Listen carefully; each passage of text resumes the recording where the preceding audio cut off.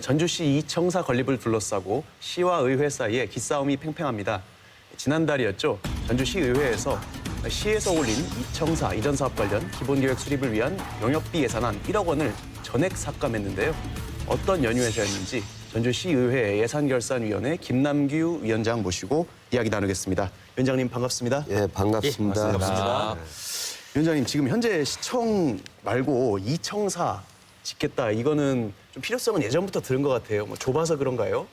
지금 전주시 공무원이 1,860명 정도 있고 근무자가량은 한 2,000명 있는데 너무나 전주청사가 비좁습니다.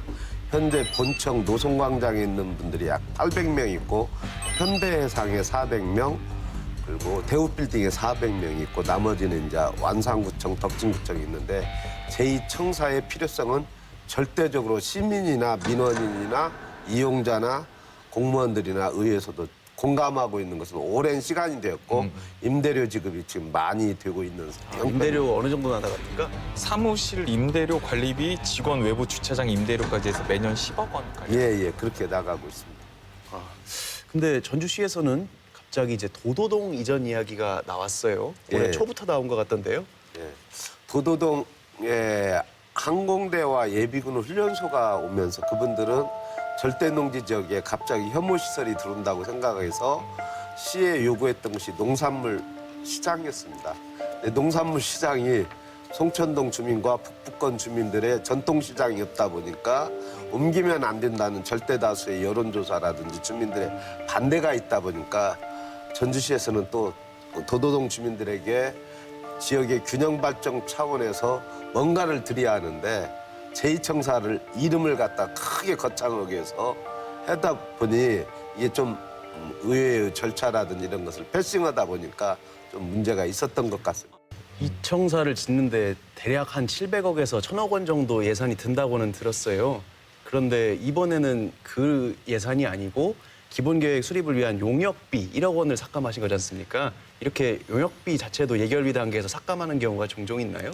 종종 있죠. 왜냐하면 1억이 큰 것이 아니라 네. 지금 도도동에 지으려고 하는 청사 문제는 500억 정도가 들어가고요. 또 어떻게 하면 더 플러스 설계 변경하다 하면 100억 정도는 우습게 들어가는 것이 요새 현실인데 그 500억, 600억의 큰 돈이 있기 때문에 종합계획을 세워서 장기적인 로드맵을 세워서 시청사와 연동해서 제2청사의 문제를 해결하라는 메시지가 사실은 담겨져 있습니다. 여쭤보는 이유는 일각에서는 시의회와 그러니까 시가 제대로 의회와 협의를 하지 않아서 의회에서 약간 괘씸죄를 적용한 거 아니냐 이렇게 보는 의견이 당연히 집행부는 행정위원회나 도시건설위에 사전 설명을 해놓고 용역비다 하더라도 사업계획에 대한 마스터 플랜을 말을 해놓고 용역비를 세운 것과 용역비 세워놓고 기자회견하고 이런 절차군 영 의회에 대한 집행기관과 의회와 협력이 없다는 것은 좀 의회의 패싱은 괘씸죄도 일부 있다고 볼 수 있습니다. 괘씸죄까지는 아닌데요라고 말씀하실 줄 알았는데 되게 깜짝 놀랐습니다. 왜 그러냐면 최근 전주시가 네. 여러 좋은 정책을 많이 피고 있습니다. 재난 기본소득, 해고 없는 도시, 의회가 참 잘 도와줬어요. 착한 임대료, 또 이번에 제2청사, 또 앞으로 어떤 일을 우리 시장님이 또 기자회견 할지 모르겠어요. 해고 없는 도시도 있었고. 네, 근데 많이 이렇게 했는데 이제 의원들이 의회에 대한 절차를 너무나 무시하는 것 같다. 이런 것들이 의원들 사이에 판단하는데 팽배감을 가지고 있어서 약간 불편한 심기는 있었습니다. 근데 이 괘씸죄라고 하는 것은 사실 진짜 미흡다기보다는 사실 또 다시 만나가지고 우리 이렇게 됐으니 다시 한번 좀 재고해 주세요. 그러면 또 오케이 해주시는 거 아닙니까?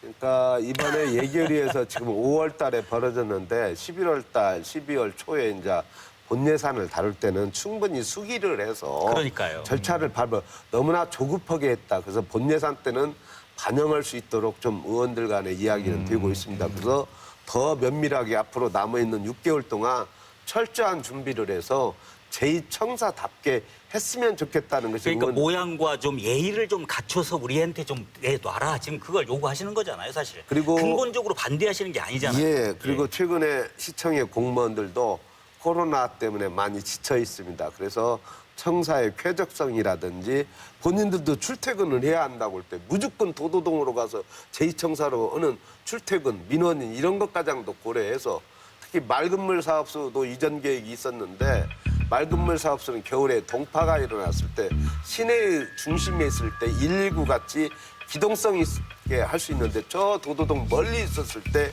긴급 출동해서 빨리 응급 조치를 할 수 있느냐 이런 것들도 있어요. 그래서 그런 내면의 아주 디테일한 부분도 있는데 이 자리에서는 말 다 할 수 없고 일단 총론적인 얘기만 하겠습니다. 궁금한 부분이기도 했는데요. 이제 네. 삭감한 이유가 협의가 제대로 안 됐으니까라면 협의를 잘 해서 도도동으로 갈 수도 있는 것인지 아니면 도도동 자체가 조금 부적절하다고 판단하시는 것인지 그게 궁금합니다. 두 가지가 다 상반되어 있죠. 왜냐하면 시청사, 제2청사 이동 문제는 전주 시민의 앞으로 30년 후대가장 연결된 문제니까 충분히 시민 의견도 청취하고 의회 의견도 청취하고 이런 것들이 있어야죠. 그냥 먼 선 기자회견을 한다고 해서 도동동 주민들의 어떤 민원의 해결적으로 제2청사가 옮긴다는 것은 본말이 전도된 거 다른 것을 가지고 도도동 주민들을 설득했어야 한다 이렇게 생각하고 있습니다. 내부적으로 지금 논의가 되는 게 분명히 있긴 있을 것 같은데요.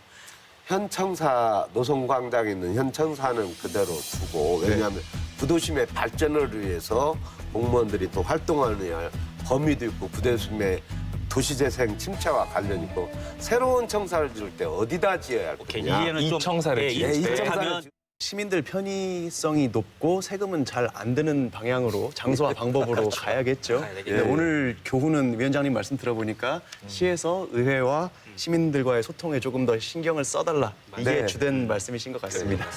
네, 말씀 잘 들었습니다. 감사합니다.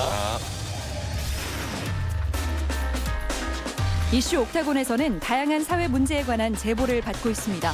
시청자 여러분의 많은 관심 부탁드립니다. KTX 세종역 신설이 재추진되면서 도민들이 촉각을 곤두세우고 있습니다. 세종역 신설은 10년 전에 타당성 용역에서 이미 경제성이 없는 것으로 나와서 무산된 적이 있었죠. 이번에는 세종시의 다양한 여건 변화를 명분으로 세워 재추진되고 있는데요. 만약 세종역이 신설될 경우 전라북도 도민은 요금이나 이용 편의에 있어서 여러 가지 영향을 받는 만큼 전라북도와 정치권이 적극 관심을 가지고 도민들에게 불이익이 없도록 강력히 대응해 가야 할 것입니다. 지금까지 이슈 옥타곤이었습니다. 감사합니다.